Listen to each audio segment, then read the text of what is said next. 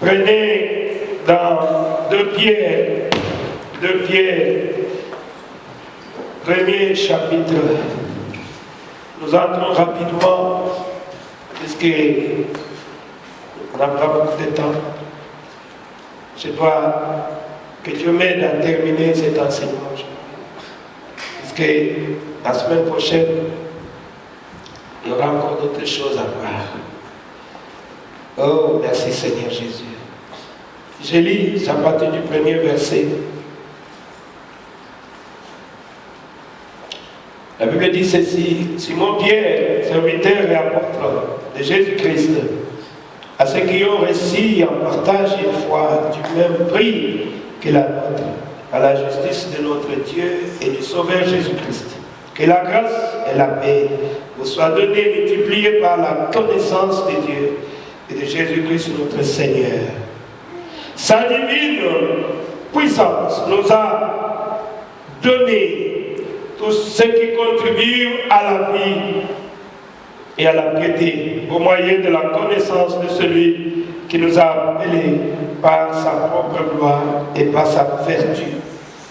Celle-ci nous assure de sa part le plus grand et les plus précieuses promesses, afin que par elle vous deveniez participants de la nature divine. Amen.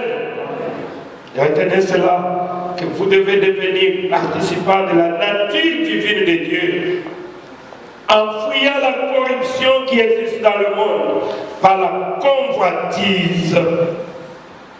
À cause de cela, mes frères bien-aimés, faites tous vos efforts. Amen. Dieu nous demande de fournir, tu dois fournir les efforts, toi. Amen. Ce n'est pas que quelqu'un d'autre doit faire à ta place. Faites vos efforts.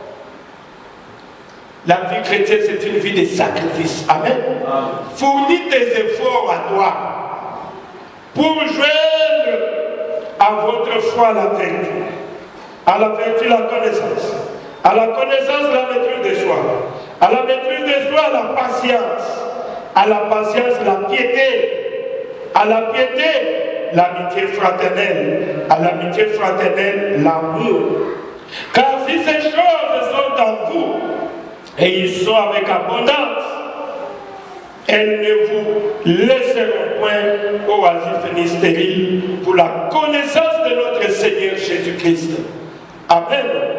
Mais celui à qui ces choses ne sont point,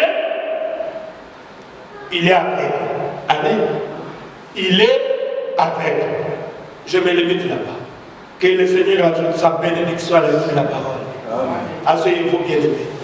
Celui qui n'a pas ces choses ici, il est aveugle.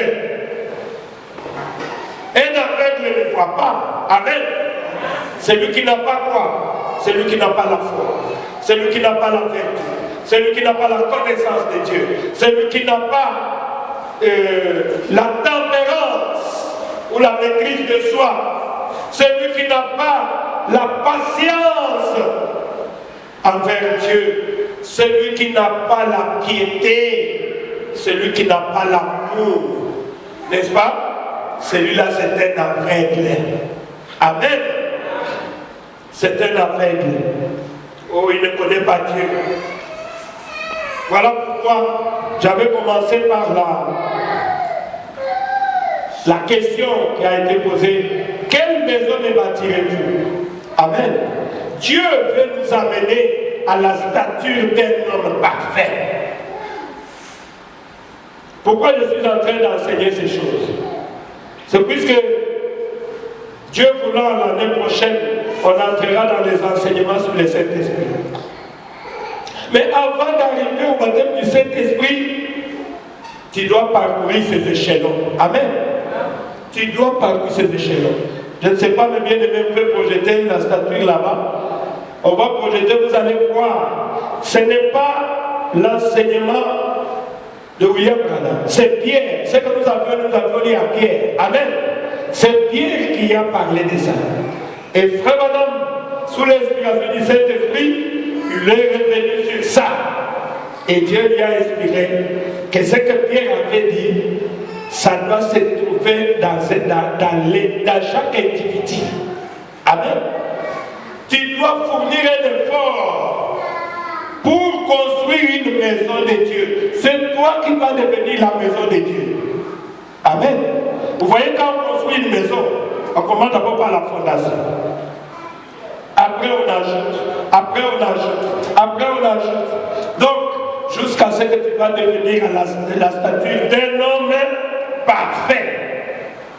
Puisque Jésus a dit, soyez parfaits comme votre Père Céleste est parfait. Vous allez voir que le Saint-Esprit se trouve au sommet.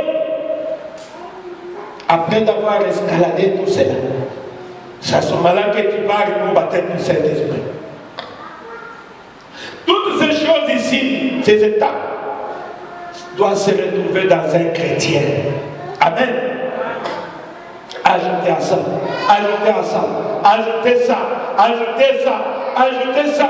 Tu montes jusqu'à ce que tu arriveras à la statue d'un homme parfait. Et Dieu va venir coiffer maintenant la pyramide.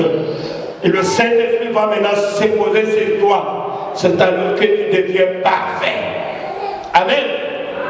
Votre Père veut que vous puissiez aussi arriver à la statue d'un homme parfait. Le prophète dit, il y a des gens qui fabriquent ces choses ici.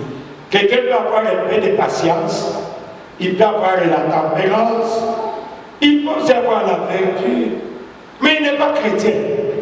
Amen. Il n'est pas chrétien, mais il se retrouve qu'il a un peu de ces choses-là. C'est-à-dire qu'il est en train de fabriquer. Amen. C'est comme un sycomore qui cherche, moi je vais avoir des pommes. Non, toi, tu es sycomore, n'est-ce pas? Tu ne peux pas produire les pommes. Puisque tu n'es pas fait pour produire les pommes. Amen. Ces choses, normalement, ça doit être dans un chrétien. Ce n'est pas comme nous voyons même ici avec le musulman. Oui, ils peuvent avoir un peu de tempérance. Ils peuvent avoir un peu de ça, de patience. Ils ne volent pas. Il y a quelques... Mais ce sont des choses qu'on leur enseigne, qu'ils sont en train de fabriquer. Amen. Mais ça doit se produire de soi-même. Je ne sais pas si vous me comprenez. Quand vous devenez chrétien, voilà pourquoi, oh merci Seigneur Jésus, vous devez d'abord commencer par naître de nouveau. Vous devez commencer par naître de nouveau. Quand vous devenez chrétien.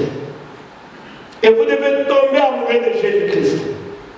Le prophète dit dans cette prédication, au paragraphe 20, j'avais déjà lu cette situation autrefois, il dit, j'ai dit à mon épouse, ici il n'y a pas longtemps, nous vieillissons tous les deux.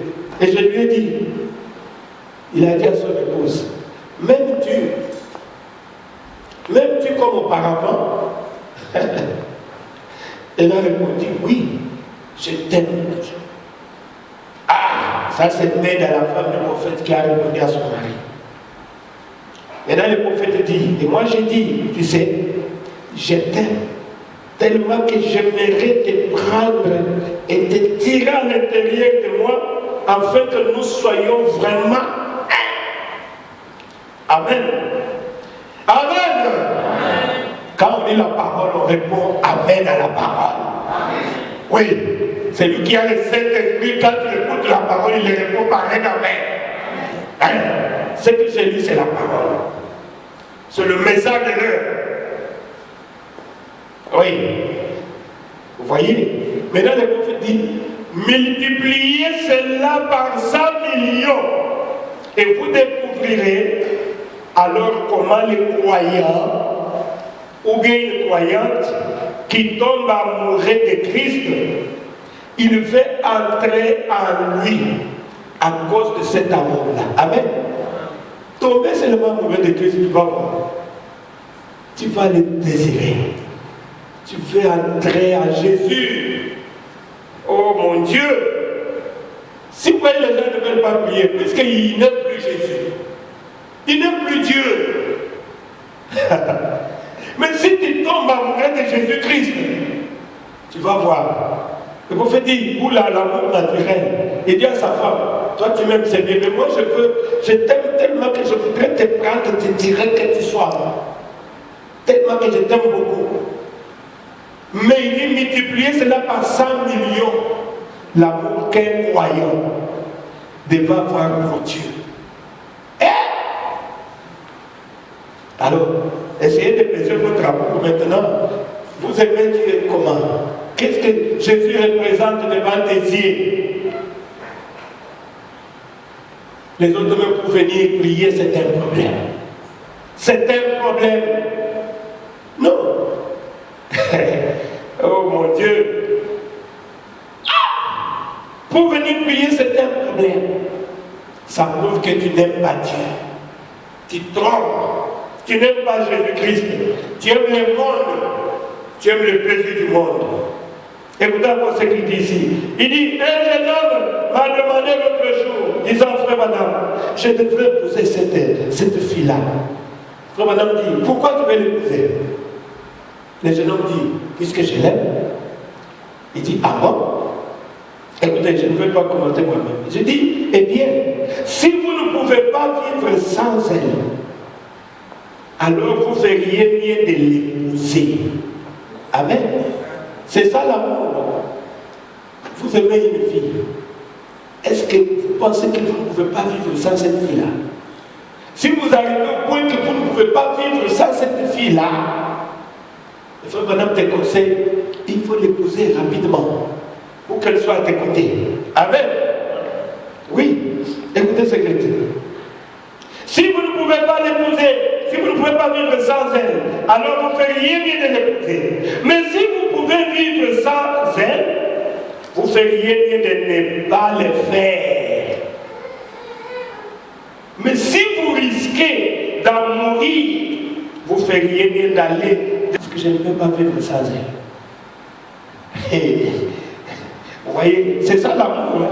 C'est pas ce que nous appelons ici amour. Oh non, ça c'est la chair. C'est la convoitise de la chair. Ce n'est pas l'amour, c'est la convoitise de la chair. Quand il va tomber malade, cet amour-là disparaît. Quand il va tomber malade, tu commences à parler, oh, il n'est pas comme ça, il n'est pas comme ça, tu ne l'avais pas aimé. Ce n'était pas l'amour, c'était la convoitise.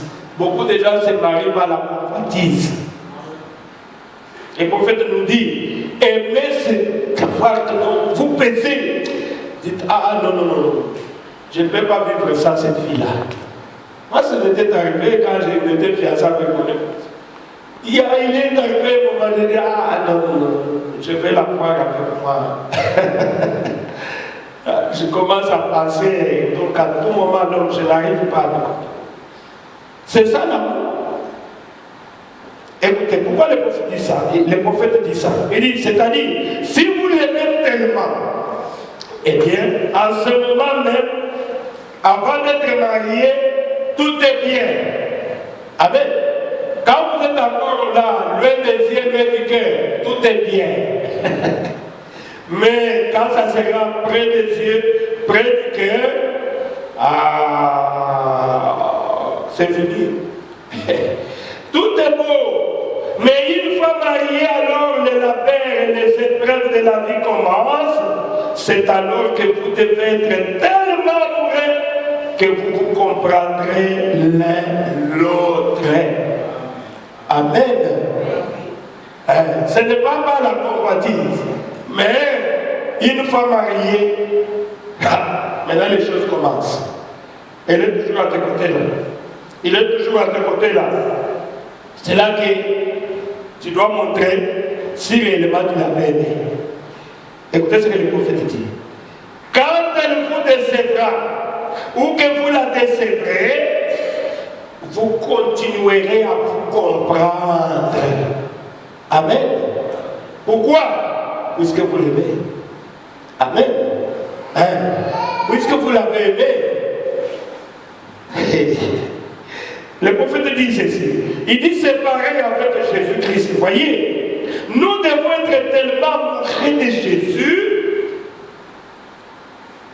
à tel point que lorsque nous demandons quelque chose et qu'il ne nous donne pas, cela ne nous ébranle pas du tout. Amen. Pourquoi? Puisque nous sommes participants de sa nature divine. Amen. Dieu tombait tellement amoureux de Jésus, à tel point que je prie, Seigneur, donne-moi ça. Il n'a pas donné, mais je continue à l'aimer. Amen. Et rien ne peut me séparer de l'amour que j'ai envers mon Seigneur. Même pas la mort, même pas la maladie, même pas la souffrance, puisqu'il occupe la première place dans ma vie. Amen. Même pas la pauvreté. Je suis pauvre, je n'ai pas d'argent. Alors je ne peux pas continuer à l'aimer. Tu ne l'avais pas aimé. Amen. Pour commencer, il n'y avait rien comme amour là-bas. Je lui ai demandé le travail, il ne me donne pas. Ça, c'est quel Dieu? Tu ne l'avais pas aimé. Amen. Quand tu l'aimes, même s'il te déçoit, je voudrais que tu me donnes ça, Seigneur. Je voudrais que tu me donnes ça. Oh Seigneur, tu ne m'as pas donné, à toi la gloire. Amen. Merci Seigneur. Je sais que tu as toujours le plan de bonheur pour moi et de mes malheurs. Amen. Tout concourt au bien de ceux qui aiment Dieu. Voilà l'amour. Maintenant, quand vous aimez vraiment Jésus-Christ, c'est alors que vous allez commencer à ajouter ces choses. Il dit, à cause de cela, faites tous vos efforts pour joindre à votre foi la vertu, à votre vertu la connaissance, à votre connaissance la tempérance, à la tempérance la patience, à la patience la piété, à la piété la maîtrise de soi. Amen. Jusqu'à arriver à l'amour. Il dit, car si ces choses sont en vous et ils sont avec abondance, elles ne vous le seront point oasis ni stériles pour la connaissance de notre Seigneur Jésus-Christ. Mais si ces choses ici ne se trouvent pas en toi, tu es avec eux. Amen. Voilà le dessin là qui est là. Et pour faire dire une femme de couleur un jour qui s'était convertie à Jésus. Elle avait donné sa vie. Elle a dit, j'ai un témoignage, pasteur. Viens donner ton témoignage. Mon témoignage pour la gloire de Dieu. La femme dit, depuis que j'ai donné ma vie à Jésus-Christ, je ne suis plus ce que j'étais. Amen.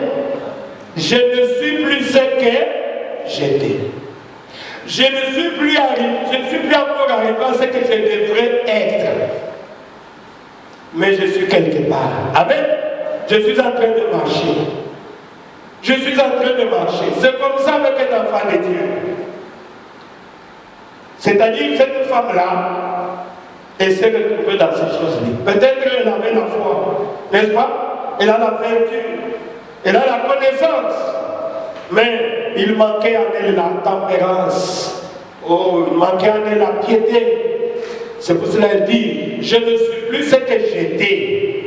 Quand j'étais là, tu me provoques que tu vas m'avoir sur ta route. Mais maintenant, tu me tapes ici, je te donne encore ici. Tu es satisfait. Tape-moi encore. Je parle plus. Je suis déjà mort. Un chrétien est mort. Quand nous disons là, il est mort. Regardez, il est mort, il est mort. Un mort, même si vous le prenez, et tapez. Est-ce que le mort va parler? Hein? Frère Joseph, le mort va parler. Que tu l'injuries, là tu es en train de perdre ton temps, ton énergie. Vous celui n'écoute pas. C'est comme ça qu'un chrétien devrait être. C'est là où Dieu veut que nous puissions arriver. Et pour y arriver, voilà la stature de l'homme parfait. Et pour vous dire encore ceci, il y a des gens qui ont une portion de cette vertu, de cette connaissance. Non. Ils essayent de manifester ces choses sans être chrétiens. Amen. Ils essaient de manifester. Peut-être qu'ils ont appris ça en classe. On nous a appris qu'il faut être patient. je suis patient, je t'attendais depuis longtemps, je suis patient. Il a appris à être patient. Non. Le prophète dit, non. C'est là où j'avais dit qu'un sycomore ne peut pas produire des pommes. Qu'est-ce qu'il faut avant tout ça? La brebis ne fabrique pas de la laine. La laine se trouve dans la brebis. Amen. Vous avez vu une brebis en train de souffrir pour fabriquer la laine? Non. Ça pousse, puisque ça s'ajoute, n'est-ce pas?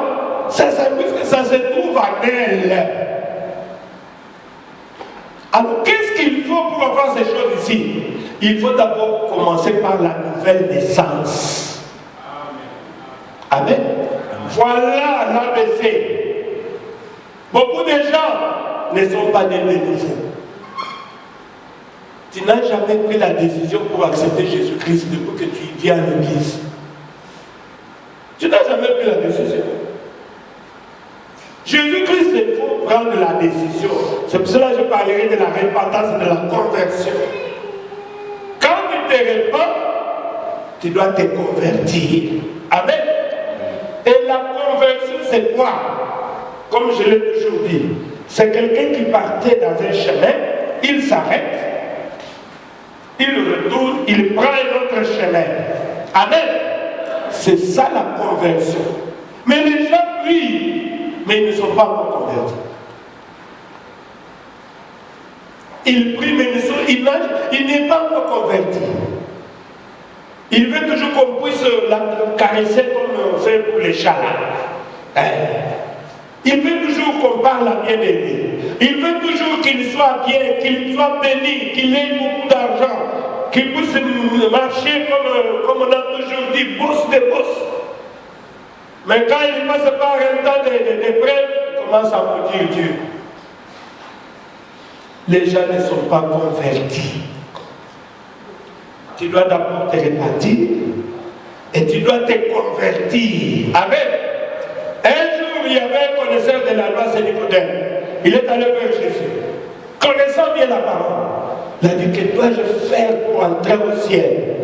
Jésus lui dit, pour entrer au ciel. Mais tu dois d'abord commencer par naître de nouveau. Ah, c'est quoi ça? Naître encore moi ici, à 70 ans. Comment je peux encore retourner dans le sein de ma mère et devenir encore un bébé?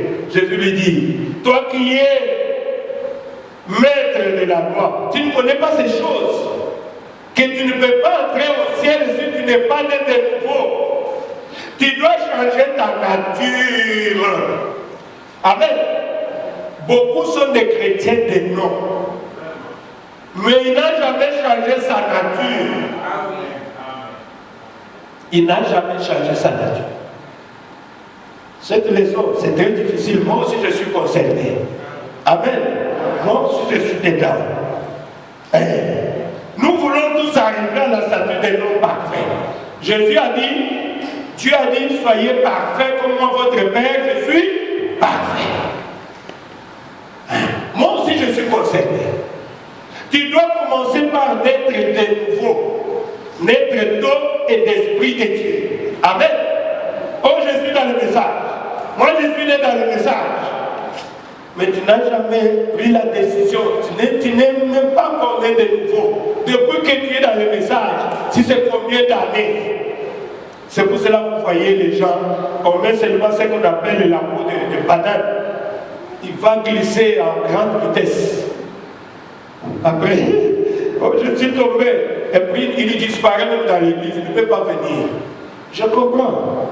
C'est puisqu'il n'a jamais été converti. Amen. Il n'a jamais pris la décision pour accepter Jésus.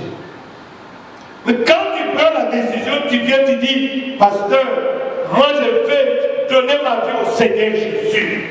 Je prends la décision finale. C'est fini. Je vais devenir chrétien. On commence par la nouvelle naissance. Si tu as commis des péchés, c'est pour cela que nous amenons les gens aux eaux de baptême. Tu avais peut-être pris le baptême par ignorance. Tu prends la décision, tu dis, je vais me faire baptiser. Avec mon salut, je ne fais pas encore de blagues. Tu pars en besoin de baptême. Le Seigneur te pardonne de tes péchés. Tu vas mourir et tu vas te réveiller avec Jésus-Christ. Amen. Maintenant, tu es né de nouveau. Tu changes de corps. Voici les choses, toutes choses sont devenues nouvelles. Les choses anciennes sont passées. Amen. Toutes choses sont devenues nouvelles. Et tu commences maintenant à ajouter ces choses.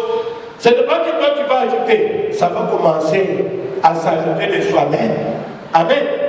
Parce que j'avais dit que la brebis ne fabrique pas de la laine, mais ça se trouve en elle. Amen. Ça se trouve en elle. Mais les gens fabriquent des choses. C'est pour ça que nous avons des ailes fabriquées. Hein? C'est pour cela que Jésus a dit, ayant l'apparence de la piété, mais il y a ce qui fait la force d'un enfant de Dieu. Ce qui fait la force d'un chrétien, c'est quoi? C'est le baptême du Saint-Esprit. Amen. C'est la parole de Dieu. Mais tout ce monde qui prie, les soi-disant chrétiens, Satan s'est moqué. Il dit, mais ce sont mes adeptes, ce sont mes gens. Qu'est-ce que vous croyez? Ce sont mes gens. Oh Seigneur Jésus, vous devez ajouter ces choses, bien-aimés. Ça doit se trouver en vous. Il dit ceci. Pourriez-vous imaginer une vieille buse qui essaie d'avoir deux ou trois plumes de colombe qui dit, regardez, voyez, je suis une colombe. Hein? Non, toi tu es corbeau. Amen. Tu es corbeau. Depuis quand toi qui es corbeau, tu deviens une colombe. Amen. Vous savez, j'ai pris déjà, hein? J'ai pris dans le message. Est-ce que tu as changé ton nom ou tu as changé ta nature? C'est ça le problème. Hein? Tu vois, j'ai pris déjà dans le message. Tu es corbeau. Tu n'es pas une colombe. Puisque si tu étais une colombe, tu n'allais pas retourner pour manger des champignons. Amen. Un fils de Dieu, une fille de Dieu, qui a accepté Jésus, qui a pris la décision de suivre Jésus, jusqu'au bout je vais te suivre. Il vient à l'église, il écoute la parole. Il retourne dans les mains. Il n'a jamais été converti. Amen. C'est très dur, mes frères. Je dois vous dire la vérité puisque je vous aime. Amen. Moi aussi, je suis en train de m'enseigner. C'est la parole. C'est la parole. La Bible dit, c'est à leur fruit que vous le reconnaîtrez. Amen. Ce n'est pas à leur fruit que vous le reconnaîtrez. C'est ainsi lorsqu'on essaie de fabriquer le christianisme. Les gens fabriquent aujourd'hui le christianisme. Je suis chrétien, tu vois, je suis chrétien. Non. C'est un chrétien fabriqué. Amen. Il sait fabriquer lui-même, mais il n'a pas ces choses à lui. Oh, merci Jésus. Il dit, vous ne le pouvez pas. La première chose qu'il vous faut faire, c'est de naître de nouveau. Amen. Naître de l'esprit. J'ai déjà expliqué cela, bien-aimé. Quand vous êtes changé, vous devenez une nouvelle création. C'est ce que la Bible dit. Et vous êtes en train de dire, prenez un porc, lavez le porc très bien, habillez le porc avec le costume. Dites attention, tu vois comment tu es devenu propre. N'essaie pas de retourner dans le bourbier là-bas. Vous tournez seulement les dos. Vous regardez, il est déjà dans le bourbier, en train de se vautrer là. Oh, c'est là où il fait ça à l'aise. Amen. Qu'est-ce qu'il faut? Vous devriez d'abord commencer par changer la nature de cet animal-là. Amen. C'est comme ça aussi avec le chrétien. Tu n'as pas changé ta nature. Tu es toujours le même. Tu es toujours la même personne. Tu entres dans l'eau, tu ressors. Tu es toujours la même personne. Des fois, tu te demandes, mais pourquoi j'ai pris, mais je ne change pas. Tu ne changes pas parce que tu as mal commencé. Amen. Oh, merci Jésus. La première chose, le premier fondement, comme nous le voyons là, c'est la foi. Amen. Quand tu viens à Dieu, tu dois avoir la foi. La foi dans sa parole. Ce n'est pas la foi dans la parole que quelqu'un d'autre a dit. Non. La foi dans la parole de Dieu. La Bible dit, la foi c'est quoi? La foi c'est l'espérance, n'est-ce pas? Des choses nouvelles. Et la démonstration des choses qu'on ne voit pas. Tu as la foi dans la parole de Dieu. Amen. Tu dois avoir la foi en Dieu. Tu dois croire que tout ce que Dieu a dit est la vérité. Dieu seul a dit la vérité. 1000 mots de l'homme, et l'homme peut parler 1000 mots. En tout ça, ce sont des mensonges. Amen. Mais un seul mot de Dieu, c'est ça la vérité. Tu dois avoir la foi. C'est ça même le fondement de la stature d'un homme parfait. Que sans la foi, il est impossible de lui être agréable. Amen. Sans la foi, tu ne peux pas plaire à Dieu. J'ai chanté aussi un cantique comme ça.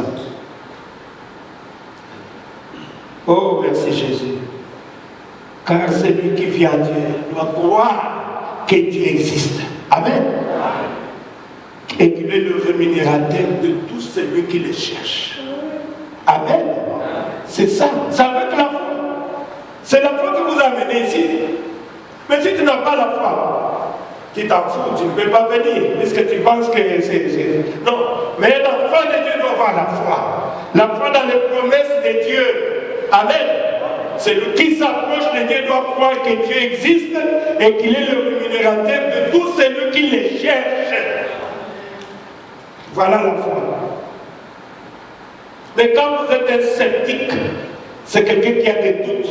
Quand il y a des doutes dans ton cœur, tu ne recevras rien de la part de Dieu. Amen. Tu ne recevras rien. Parce que toi, tu as des doutes. Tu ne crois pas que Dieu existe. Tu ne crois pas que Dieu peut te donner mariage. Tu ne crois pas que Dieu peut te rendre un millionnaire. Tu ne crois pas. Mais tu es sceptique. Amen. Tu as des doutes. Comme tu as des doutes, Dieu ne fera rien pour toi. Mais si tu es fils de Dieu, tu t'approches, tu dis, je suis malade. Amen. Je sais que quand le serviteur de Dieu va me poser les mains, je serai guéri. Amen.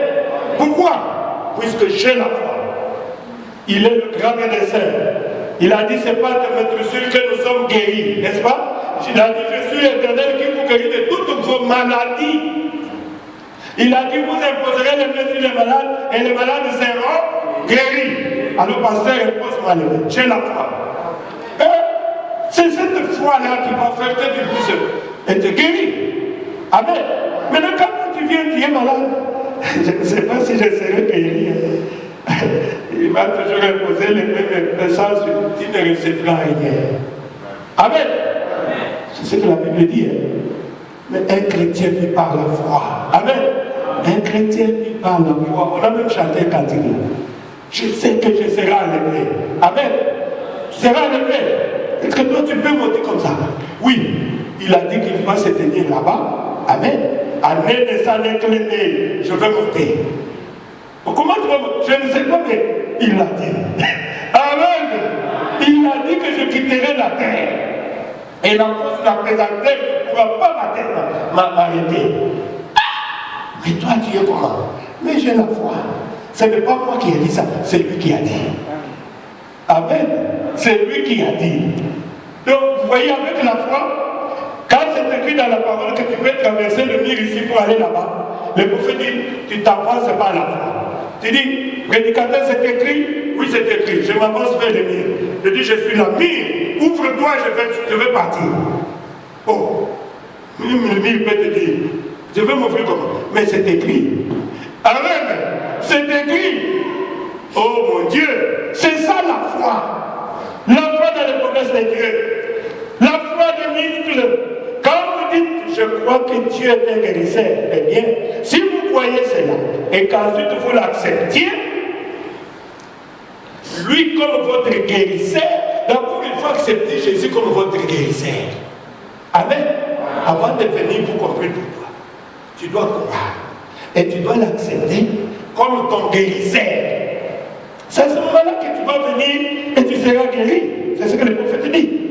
Et sans mentir, mais que vous croyez effectivement que c'est par cette sûr que vous êtes guéri. Amen. Et rien ne va vous en évader. C'est une affaire réglée. Oh, quand vous avez la foi, vous le savez, parce que c'est l'évidence que vous possédez déjà la chose. Amen. Je n'ai pas l'argent, mais j'ai 10 000 $. Où c'est tout ça? Non, j'ai déjà ça. J'ai déjà ça. Mais tu n'as rien. J'ai déjà ça par la foi. Amen. C'est l'évidence que vous avez déjà la chose. J'ai déjà ça. Je vais te donner. Je vais te dire, attendez, je vais te donner. Je crois que Dieu m'a déjà donné. C'est ça la foi. Oh, merci Jésus. Allons-y vite. Vous avez compris le premier fondement? C'est la foi. Un chrétien vit par la foi. Il ne faut pas venir à l'église si tu n'as pas la foi. Tu as des doutes dans ton cœur, Dieu ne fera rien pour toi. Amen. C'est lui qui s'approche de Dieu, donc croit que Dieu existe et qui le récompense tout celui qui le cherche. Dieu récompense les bien-aimés. Dieu a toujours bien payé vos faibles efforts que vous fournissez pour lui. Vous coupez votre sommeil. Vous cherchez à vivre la parole de Dieu. Vous dites non, je ne peux pas faire ça, je ne peux pas blesser mon sauveur. Dieu m'interdit de faire ça. Ce n'est pas la parole de Dieu. Je préfère honorer la parole de Dieu. Dieu, un jour, te payera. Dieu ne reste jamais avec la tête de quelqu'un. Oh, merci Seigneur Jésus. Allons-y. L'autre point, c'est la vertu. La vertu, c'est quoi? La vertu, c'est la puissance. Amen. La vertu, c'est la puissance, c'est la force. Quand un chrétien a la foi, il a la vertu à lui. Regardez notre modèle Jésus-Christ. Quand Jésus marchait, la Bible dit, il dégageait une puissance. Amen. Il y avait une force. Vous vous souvenez quand il était en face de fou de Badara, qui avait ici ces 1000 démons. D'ailleurs, il a dit, nous sommes la légion. Jésus passait seulement.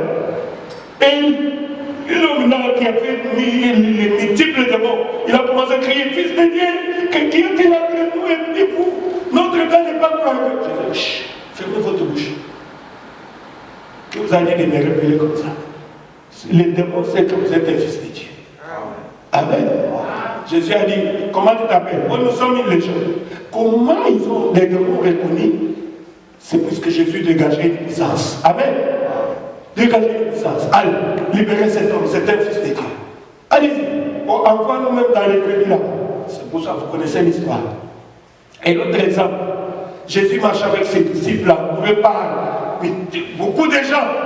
La Bible dit, une femme qui avait la perte de sang pendant 6 et combien d'années, vous le connaissez. Vous connaissez l'histoire. Elle s'est faufilée là. Elle a touché le bord de son vêtement. Bah! Cette femme-là avait la foi. Amen. Elle avait dit, cet homme-ci, si seulement je touche seulement le bord de son vêtement, je serai guéri. Je serai guéri. Moi, tout ce que je veux, c'est de le toucher. De toucher seulement son vêtement. C'est ça la foi. Amen. Vous voyez la foi? C'est ça la foi. Et quand elle s'est faufilée, elle a touché, paf! La perte de sang s'est arrêtée. Et Jésus a dit, quelqu'un m'a touché, quelqu'un m'a touché. Ah, vous savez Pierre, qui était toujours à côté de Jésus, hein? Il a dit, le maître, je ne comprends pas. C'est tout le monde qui te touche. Amen. C'est tout le monde qui te touche. Bien, mais si tu peux arrêter ça, c'est bien. Pour le temps, parce que ça fait un peu de bruit. C'est tout le monde qui te touche. Mais Jésus a dit, il y a quelqu'un qui m'a touché d'une touche de la foi. Amen. Quelqu'un m'a touché d'une touche de la foi et j'ai senti une puissance se dégager de moi. J'ai senti une vertu sortir de moi. Tout dépend de la manière que tu touches Jésus. Amen. Quand tu touches, tu viens à Jésus avant qu'il ne touche de la foi, tu verras que tu trouveras la solution à ton problème. Oh, merci Seigneur Jésus. Voilà la vertu, mes bien-aimés. C'est la puissance. Un homme spirituel en croissance a besoin de quelque chose à manger. Un homme spirituel en croissance ne peut pas s'absenter dans l'église, non. Peut-être qu'il n'est jamais été converti. Amen. Ou bien il vit dans le péché, il aime le péché. Nous comprenons. Quand quelqu'un se fait voir dans l'église, c'est qu'il est dans le péché. Alors il est condamné. Mais si c'est un fils de Dieu, il doit se ressaisir. Amen. Puisque ne cherchez pas à me dire qu'on le travail. Non, je connais. Mais un enfant de Dieu va tout faire pour que le travail ne puisse pas l'empêcher à venir à l'église. Si ton bras t'empêche de venir écouter la parole de Dieu, coupez ces bras-là. Amen. C'est ce que la Bible dit. Tu n'as pas d'excuse. Tu n'as pas d'excuse. Un enfant de Dieu en croissance spirituelle aime la parole de Dieu. La foi vient de ce que l'on entend. Ce qu'on entend vient de la parole de Dieu. Je sais, tout le monde cherche l'argent. Même moi, je cherche l'argent. Mais j'aime Dieu plus que l'argent. J'aime d'abord Dieu plus que l'argent. Je ne mets pas mon cœur dans ces choses-là. Je sais qu'il pourvoit toujours à mes besoins. Il est Dieu. Il ne peut pas m'abandonner. Si je le mets en première place, lui aussi s'occupera de moi. Oh, merci Jésus. Vous avez compris la vertu, n'est-ce pas? C'est la puissance. Ça doit se trouver aussi dans un enfant de Dieu. Si tu as la foi et tu as la vertu, tu pas seulement en bout de route au milieu des gens. Tu vois les gens commencer à te fuir. Un jour, quelqu'un avait dit, quelqu'un qui avait des fétiches, je sais quoi, il avait dit à l'autre qui passait par l'autre, il y fait comme ça. Il commence à dire, tu es né telle date, tu es comme ça. Mais ils étaient nombreux là. Il dit, mais pourquoi tu ne peux pas dire à l'autre? Non. Toi, il y a une lumière, n'est-ce pas, qui t'environne là. Tu dégages une puissance. C'est pour cela que je peux connaître pour toi, mais pas pour les autres. Ça s'est fait aussi avec William Branham. Amen. Pourquoi? Quand tu marches, tu es consacré, les démons vont commencer à fuir. Tu entres quelque part comme ça, les démons, tu vas répondre, ah je pars, hein? Ah je pars. Oh, mais comment je suis venu pour qu'on cause? Non, je pars. Qu'est-ce qu'il est en train de fuir? C'est un sorcier. Il fuit la présence de Dieu. Avant même que tu ne parles, tout le monde commençait là. Moi je pars. Il y a le feu ici, il y a le feu ici. Cet homme est entouré de feu. C'est ça la vertu. Si tu es consacré, tu auras cette vertu-là. Amen. Allons-y dans la connaissance. Je dois terminer, excusez-moi. La connaissance, le prophète dit, il ne s'agit pas là d'une connaissance selon le monde, car cela est une folie pour Dieu. Amen. C'est une connaissance de la parole, n'est-ce pas? De savoir juger le vrai du faux. Amen. Tu dois croître, tu dois avoir la connaissance de la parole. Il est écrit, tu dis aussi à Satan, il est aussi écrit. C'est pour ça que nous chantons. L'épouse ne tombera jamais. Pourquoi? Puisque l'épouse d'aujourd'hui, il connaît la parole. Même nos sœurs qui sont, si c'était permis que les sœurs puissent nous enseigner la parole, les sœurs connaissent bien la parole. Tu ne peux pas tromper une sœur qui est vraiment dans le message, qui est rempli de Saint-Esprit. Si tu prêches de fausseté, il te dit, ce qu'il prêche là, c'est pas ça. Ça n'entre pas. C'est pas la parole. Puisque la Bible dit, ils seront tous enseignés de Dieu. Amen. Oh, merci Jésus. La connaissance de la parole. La connaissance de la parole. Comment jugez-vous cela? Si vous avez la connaissance chrétienne, c'est la connaissance suprême. Il ne ce n'est pas que vous avez 5 diplômes, non. Amen. Cette connaissance-là, ce n'est pas des diplômes. C'est la connaissance de Dieu. De connaître qui est votre Dieu. Oh, merci Jésus. J'ai lu les paroles cette année, il dit ceci. Nous construisons construisons pas, le prophète dit, le but de ce message, ce n'est pas de construire une organisation. Lui n'est pas venu pour construire une organisation, nous bien une dénomination. C'est pour cela qu'on peut poser la question. Tu es venu pour construire une dénomination à Israël? Non. Le prophète a dit, je suis venu pour construire les individus. Amen. Et les amener à la stature d'un homme parfait. C'est ce qu'il dit. Je lis ce qu'il dit. Nous ne construisons pas une organisation. Je ne suis pas ici ce matin pour construire une organisation, non. Oh, il est venu avec une organisation à Kinshasa pour construire ici, non. Non. Loin de là. Oubliez ça. Il dit, pour construire une organisation. Christ ne m'a jamais envoyé pour construire une organisation. Christ m'a envoyé pour construire les individus. Et les amener à la stature de Jésus-Christ. Amen. C'est ça aussi mon travail. Construire l'individu et l'amener à la stature d'un homme parfait.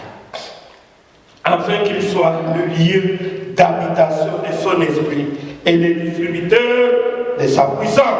Par sa parole. Oui, par la parole. Voyez-vous, édifier l'individu, l'amener à cette position. Pas construire une organisation pour en faire une grande dénomination, mais construire les individus pour en faire des fils et des filles de Dieu. Amen. Construire les individus, comme je suis en train de vous enseigner ici, pour faire de ces individus le fils et le fils de Dieu. Voilà le but du message. Voilà le but du message. Oh, merci Jésus. Il dit, je crois dans une connaissance authentique par le Saint-Esprit. Pas la connaissance du monde, non. La connaissance authentique de la parole de Dieu par le Saint-Esprit. Amen. C'est cette connaissance-là. C'est pour cela, vous devez venir à l'église. Vous devez écouter la parole de Dieu. Vous devez écouter les prédications. Aujourd'hui, la science a évolué. Nous avons l'Internet. Quand on va vous demander combien vous avez écouté la prédication, personne ne peut répondre. Et pourtant, le message de Frère Branham, ça se trouve déjà sur l'Internet. Tu peux chercher un temps avec ta maison, tu vas t'asseoir, tu dis, nous allons écouter le message. Le prophète, la bouche autorisée, c'est lui le pasteur de l'âge. Amen. C'est lui le pasteur de l'âge. Ce que je dis ici, ça ne vient pas de moi. Je suis en train de prêcher ce que le prophète a déjà prêché. Alors ne vous étonnez pas un jour si vous allez entendre la bande là-bas. Nous sommes là en train d'écouter le prophète. C'est structurel. Amen. Cela ne veut pas dire que nous sommes devenus les gens d'écouter pas, mais non. Mais il y a des fois, nous devons aussi écouter la voix du prophète directement. Amen. Nous allons le faire aussi l'autre fois ici. Je veux aussi m'asseoir pour écouter les prophètes. La foi vient de ce qu'on entend de la parole de Dieu. Mais si tu ne viens pas écouter la parole de Dieu, comment tu vas grandir? C'est comme un enfant qui ne mange pas. Moi, je fais un effort pour écouter même ce que Dieu m'aide. 5 fois une prédication. Soit de ma prédication, j'écoute même 2 prédications. Je vais essayer d'écouter la prédication du prophète. Je vais écouter une prédication de notre pasteur Barouti qui est au Congo. Je peux écouter aussi une prédication d'un autre serviteur de Dieu. C'est pour l'édifier. Mais vous, les autres là, ils sont là, ils vont voir les Facebook qu'il faut. Moi, je ne connais pas ça. Je ne suis même pas à mes choses. Je ne connais pas comment ça se fait. Puisque moi, j'ai soif de la parole de Dieu. C'est quand tu écoutes la parole de Dieu que tu vas grandir. La connaissance augmentera. C'est ce que Daniel avait dit. Amen. Ceux qui écouteront ces choses, la connaissance augmentera. Vous comprenez? Vous pensez que c'est la connaissance de quoi? C'est la connaissance de la parole de Dieu. Amen. Oh, merci Jésus. Alors la tempérance.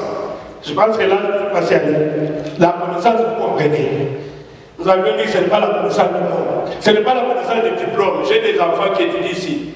Vous avez 5 diplômes, 8 diplômes, c'est pour vous. Ça, c'est la connaissance de ce monde. Ça n'a rien à faire avec la connaissance de Dieu. Amen. La connaissance que Dieu existe, c'est la connaissance de sa parole. Qui est Dieu pour toi?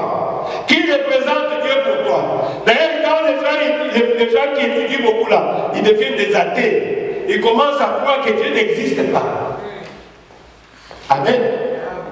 Ce n'est pas cette connaissance-là. Oubliez cette connaissance-là. Tu ne vas pas partir avec cette connaissance nulle part.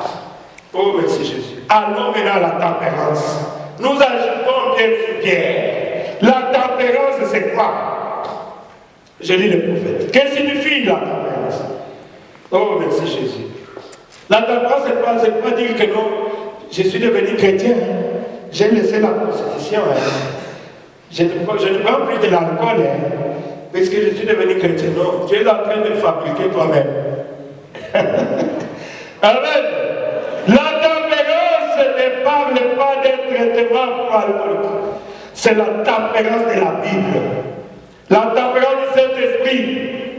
Cela est juste l'une des convoitises de la chair. L'autre tempérance là, c'est une convoitise de la chair simplement. Amen. Vous devez avoir la tempérance de la Bible. La tempérance du Saint-Esprit.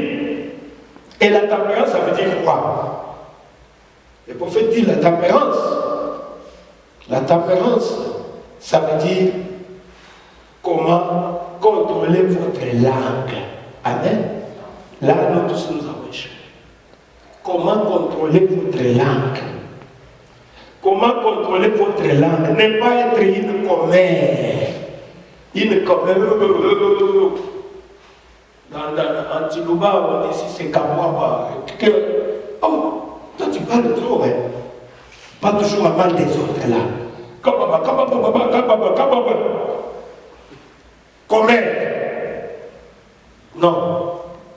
Tu dois savoir contrôler votre tempérament.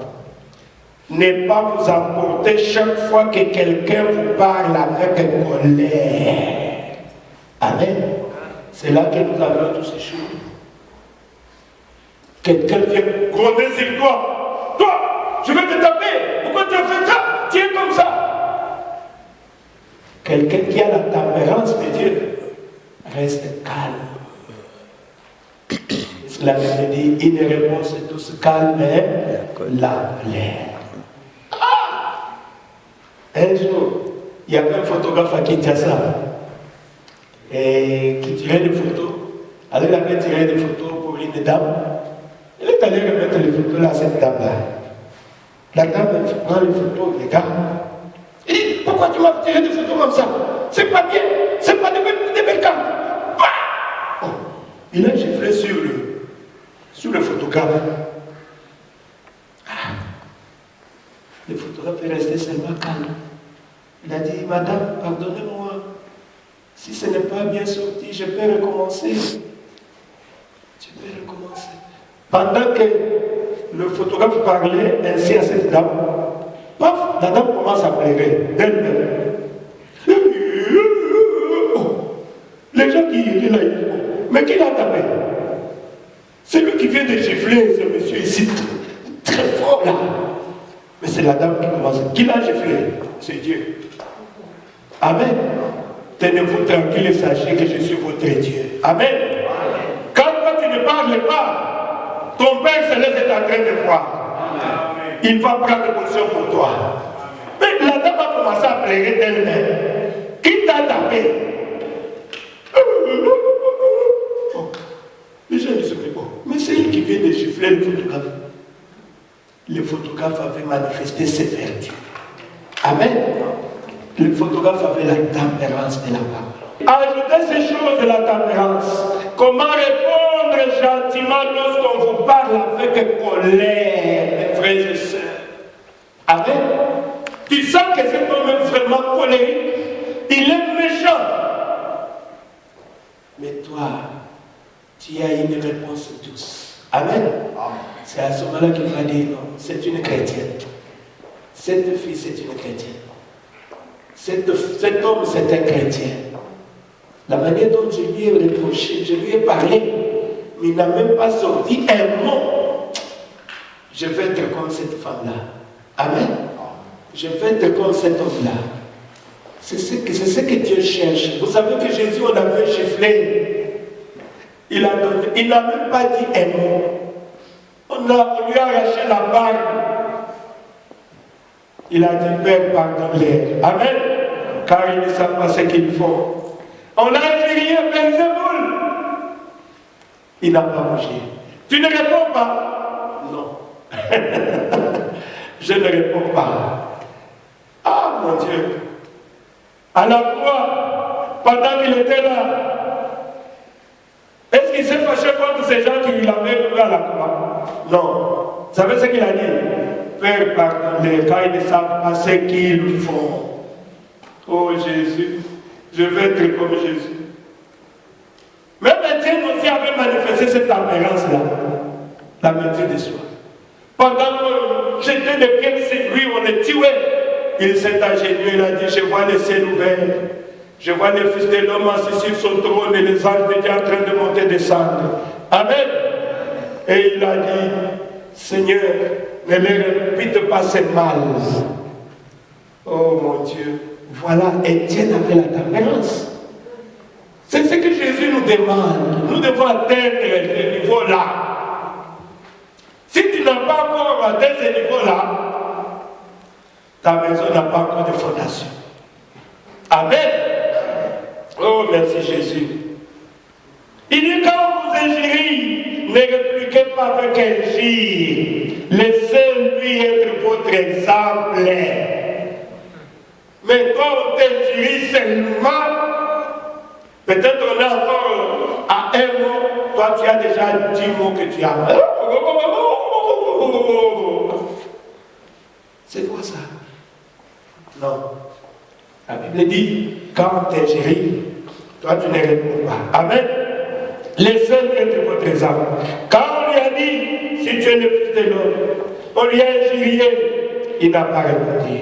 Il dit, Père, pardonnez. Il dit, maintenant, si vous l'avez, joignez dans votre foi. Si vous explosez encore, que vous vous répondiez avec insolence. Il y a des gens qui donnent des réponses avec insolence. Ils viennent dans l'église, le monsieur lui dit, non, madame, tu peux t'asseoir ici. Ah, quitte là-bas. Regarde, tu es qui là pour me dire ça?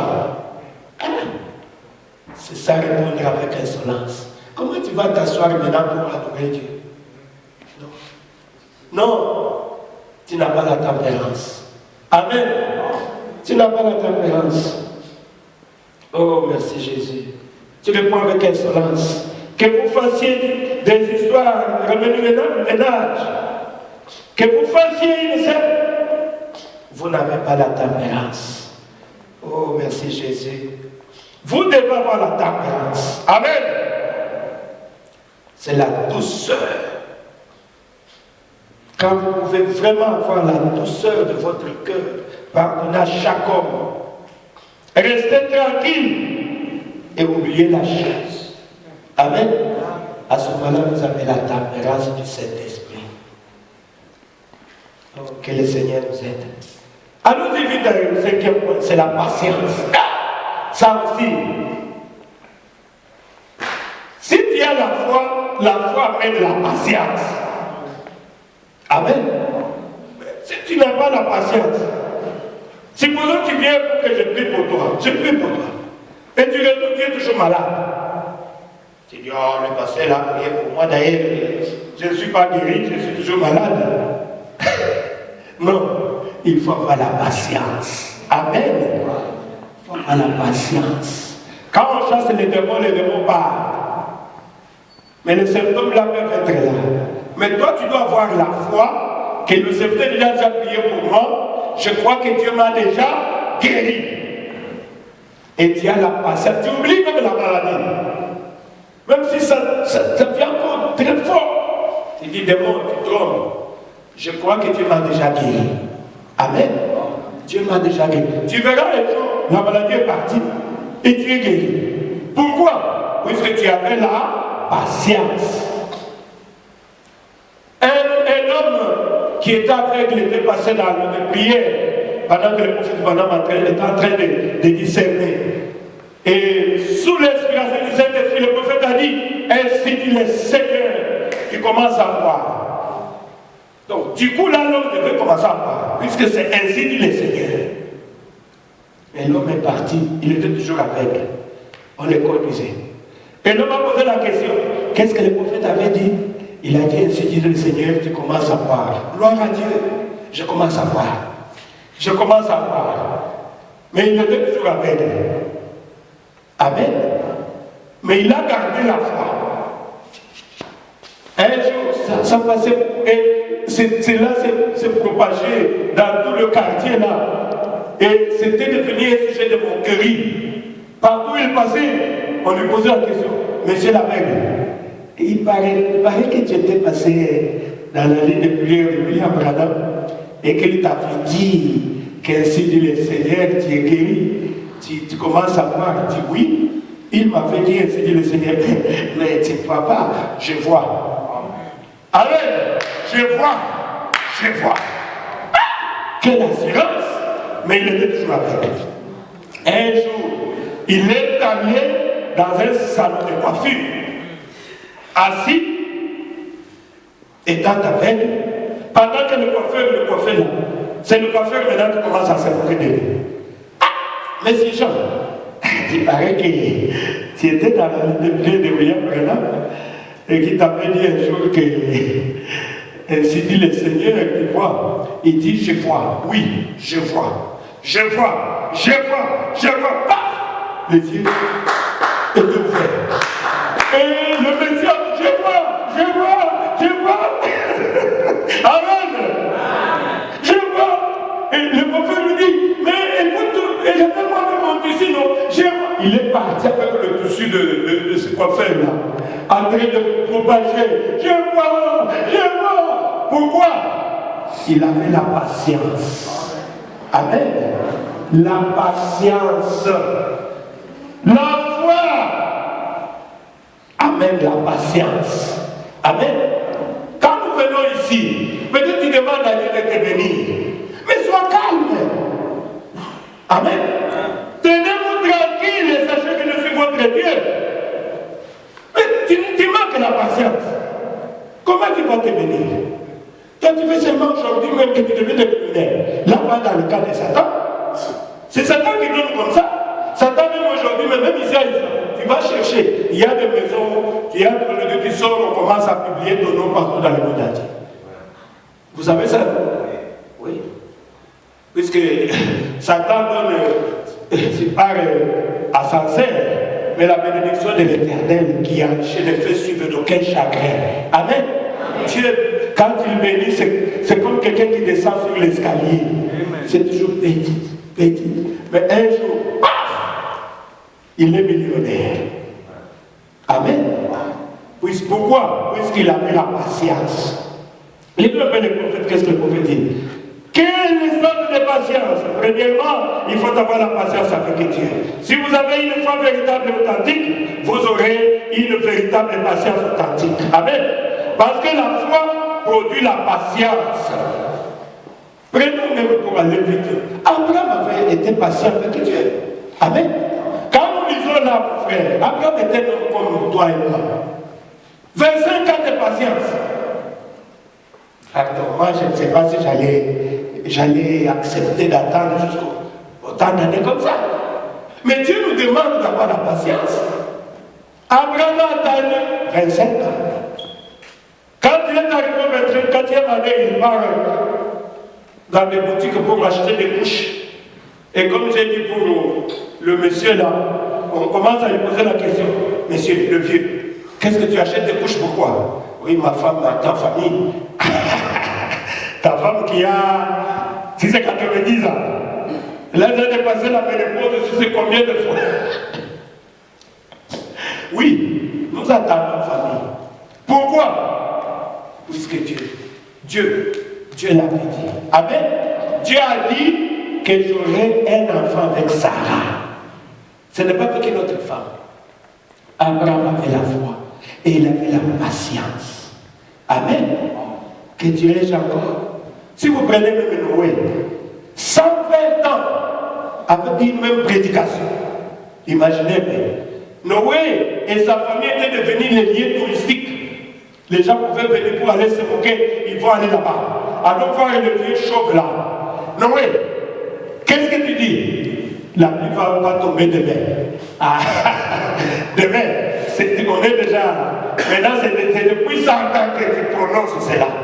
Qu'il y aura l'enlèvement, qu'il y aura l'enlèvement. Nos pères sont en train de mourir, nos corps sont morts, et Jésus va revenir. Il a dit, Amen. Jésus a dit, je m'en vais préparer pour une place, et je reviendrai pour prendre. Amen. Je sais qu'un jour, il viendra. Amen. Comment tu le sais? Lui-même l'a dit. Amen. Je garde la foi. Il viendra quand? Je ne sais pas. Peut-être qu'il va venir après cette récit. Ah, c'est comme ça. Un croyant vit par la foi. Amen. Noé, 120. Quand vous posez la question, la pluie va tomber demain. Apprêtez-vous. On regarde le ciel. C'est clair. Il dit, mais tu es fou. Oui, je suis fou. Quand quelqu'un a la foi, il est fou pour le monde. Amen. Mais pour Dieu, c'est un fils de Dieu. C'est une fille de Dieu. Je crois que je peux me marier. Je crois que j'aurai l'argent. Je crois que je serai comme ça. Je crois que je serai enlevé. Je crois. Pourquoi? Puisque Dieu l'a dit. Un chrétien vit par la foi. Amen. La foi produit la patience. Même si vous prenez Moïse, Dieu lui a parlé. Il part avec son bâton devant Pharaon. Et il touche les bâtons, le bâton devient serpent. Pharaon lui dit, Moïse, toi tu penses que chez moi ici, et j'embrasse, venez. Ils sont arrivés. Faites le même miracle, vous voyez ce qu'il a fait. Mais nous, on peut aussi faire ça. Les imitateurs ne manqueront jamais. Mais Dieu reste Dieu. Amen. Dieu reste Dieu. C'est comme ici à Isaac. J'ai commencé à le dire que Dieu m'a dit de le faire. Les imitateurs sont là aussi. Ah, nous aussi on peut faire. Nous aussi on peut faire. Mais si tu n'as pas la vision, ça va aller seulement comme ça. Tu es l'imitateur. Amen. Les imitateurs sont venus. Qu'est-ce que Dieu a dit à Moïse? Et qu'est-ce que Moïse a fait? Quand on a produit, les gens, ces gens-là, ont produit les serpents. C'était de gros serpents comme ça. Peut-être les serpents de Moïse étaient seulement petits comme son bâton. Moïse était calme. Amen. Moïse était calme. On pensait que Moïse allait, c'est tout bâton. Il a dit, mais Dieu, qu'est-ce que tu m'as fait? Hein? Tu vois, ils ont aussi des serpents, ils peuvent aussi faire des miracles et produire des serpents. Moïse était calme. Il avait la patience. Et après, c'était un moment, le serpent de Moïse s'élève. Il prend le serpent de l'autre là. Il l'avale. Il prend le serpent de l'autre là. Et c'est le serpent de Moïse qui reste là-bas. Amen. Pour montrer que Dieu est toujours Dieu. Il va se lever même à la dernière minute pour intervenir dans ton cas. Amen. Il n'y a jamais eu très difficile devant Dieu. Tu dois avoir la foi, tu dois avoir la patience. Tu dois être patient avec Dieu. Allons-y vite pour terminer. La piété. La piété. La piété. La piété, c'est quoi? C'est simple. Le dictionnaire dit, et vous dire la piété, ça veut dire être comme Jésus. Amen. C'est le désir de chacun de nous. Je veux être comme Jésus. Comme nous chantons, être comme Jésus, être comme Jésus. Je veux être comme Jésus, toute ma vie. Nous devons être comme Jésus. Amen. C'est ça la piété. C'est être comme Dieu. Laissez-moi dire ça rapidement puisque j'ai dépassé le temps. Je veux être comme Dieu. Je veux être comme Jésus. Après que vous avez la foi, la vertu, tout ça, vous devez avoir la piété. Être comme Dieu. Vous dites, oh, je ne le peux pas. Oh, si vous le pouvez. Mais vous dites simplement de vous lire quelques passages. La Bible dit ceci dans Matthieu 5,48. Il dit, vous êtes des dieux. Amen. C'est ce que la Bible dit. La Bible dit, vous êtes des dieux. C'est Jésus qui l'a dit. Pourquoi? Toute la vérité, tout ce qui était en Dieu est en vous. Amen. Vous pouvez. Soyez donc parfaits. Pourquoi? Comme votre Père Céleste est parfait. Il dit, prenez Ephésiens 4, 11. La Bible dit ceci, il a donné aux uns comme apôtres, aux autres comme prophètes, tout ça. C'est pour l'édification du corps mystique de Jésus-Christ. Amen. C'est pour cela, le prophète dit, ne cherchez jamais à prendre la place de quelqu'un d'autre. Quand tu es dans le corps de Dieu, on demande à Jésus, quelle est ma place? N'est-ce pas? Dans ton corps, j'occupe quelle place? Lui te montrera ta place. Si ta place est de s'asseoir comme ça et d'écouter les autres, gloire à Dieu. Amen. Mais si là, il va faire avec toi, un jour il va te dire non, il va t'appeler pour faire un travail. Amen. C'est ça être comme Dieu. Oh, merci Jésus. Nous sommes là pour l'édification du corps de Jésus. Il a fait les uns comme apôtres, les autres comme prophètes, les autres comme pasteurs, les autres comme évangélistes. Tout ça c'est pour l'édification, pour amener le corps de Jésus-Christ à la perfection. Amen. C'est pour cela qu'on a toujours besoin de chacun de nous. J'ai besoin de mes frères qui travaillent là-bas. Ils ont aussi besoin de moi. Amen. Puisque comme nous sommes dans les membres dans le corps ici, chaque membre a son utilité. Les yeux, les pieds, alors, tous jouent un rôle dans le corps. Quand vous enlevez une partie, vous allez sentir que vous êtes devenu complet. Amen.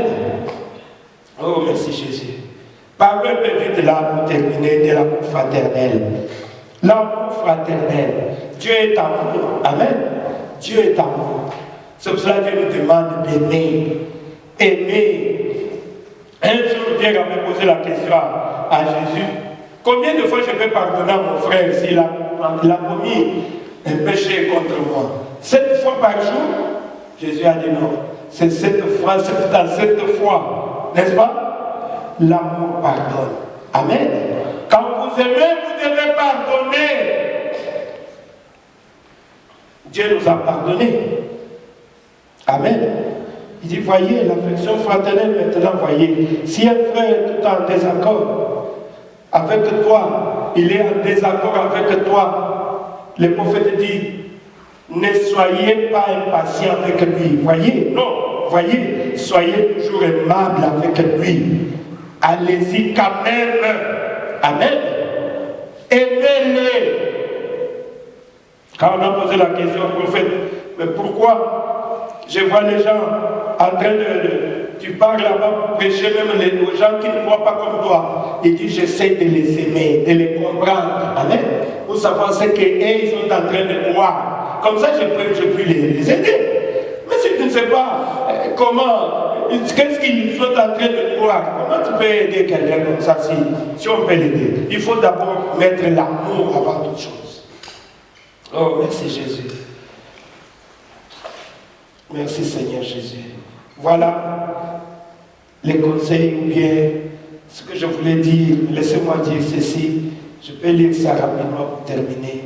Il dit maintenant, s'il vous plaît, il dit ce n'est pas une doctrine que je vous enseigne. Il dit Dieu, il y a eu 3 Bibles dans la nature. La première Bible que Dieu a écrite, c'était les zodiaques dans le ciel. Cela commence par une vierge et cela se termine par un lion. Les signes du zodiaque de cet endroit, c'était le cancer. Nous sommes malades du cancer, vous le savez très bien. Et la chose suivante, c'est le sceau. Une fois brisé, le sceau brisé a révélé, c'est le lion, la seconde venue de Jésus-Christ. Il vient la première fois par la Vierge et il vient ensuite comme un lion de la tribu de Juda. Amen.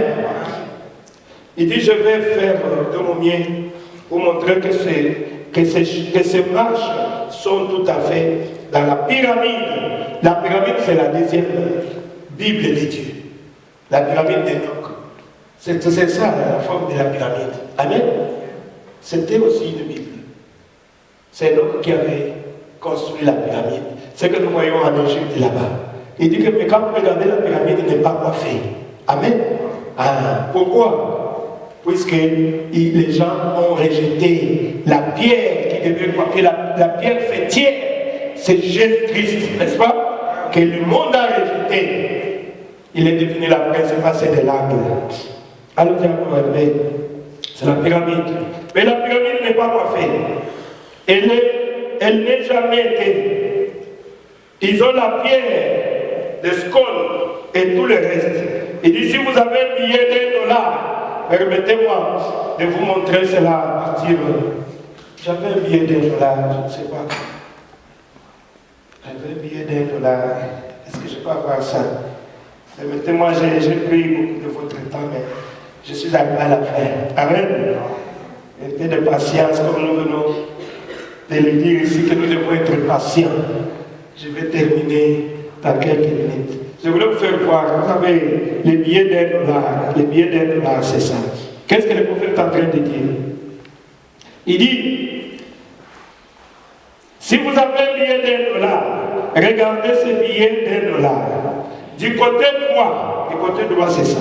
C'est ça le côté droit. Du côté droit, il y a un aigle avec le chapeau américain. L'aigle est là, avec le chapeau américain. Voilà l'aigle, avec le chapeau américain. Les sceaux des États-Unis. Et de l'autre côté, il y a la pyramide. C'est ça. De l'autre côté, il y a la pyramide. La pyramide est là.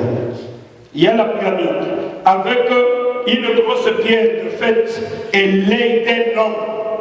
Amen. Il y a une grosse pierre au-dessus avec l'œil d'un homme. Vous avez les pieds d'$1, vous allez voir ça à la maison. Et il est dit de ce côté-ci le grand sceau. Ça, c'est le grand sceau des États-Unis. L'argent des États-Unis témoigne que le sceau du monde entier, de l'univers, c'est Dieu. Amen. Le sceau de l'univers du monde entier, c'est Dieu. C'est l'aigle là-bas. Vous voyez, cet œil-là que vous voyez, cet œil qui se trouve au-dessus de cela, l'œil se trouve au-dessus de la pierre de fête, sur le pied de là, c'est le grand sceau. Elle n'a jamais été placée au sommet de la pyramide. Elle est détachée. C'est ça ce que nous avons fait là-bas. La pierre fêtière, elle est placée au-dessus. Elle n'a jamais été placée au-dessus. Elle n'a jamais été placée là-bas. Il ne pouvait pas comprendre pourquoi la pierre de fête a été rejetée. La tête, Christ, mais elle viendra un jour. Amen. Le monde a rejeté Christ. C'est pour cela que dans Daniel dit, quand Daniel parle de cette statue-là que Nabuchodonosor avait vue, la tête en or, les pieds en raisin, tout ça. Et Nabuchodonosor a vu une pierre qui tombait sans laisser pour d'aucune main, qui a frappé sur la statue et qui a détruit la statue. Et cette pierre qui était tombée s'est soulevée et est devenue une montagne, n'est-ce pas? Amen. C'est quoi? C'est le royaume de Jésus-Christ. Amen. Un jour, Dieu va venir et nous allons régner avec lui 1000 ans sur cette terre. Oh, merci Jésus. Voilà mes bien-aimés. Je ne vais pas me répéter. Je suis obligé. Je crois que par la grâce de Dieu, vous avez compris quelque chose. Sur la statue d'un homme parfait. Je tenais vraiment à dire ça. Que les musiciens montent ici. Nous allons adorer. Pardonnez-moi, c'est l'enseignement, je devais vraiment faire tout pour terminer cela, pour ne pas couper et reprendre toujours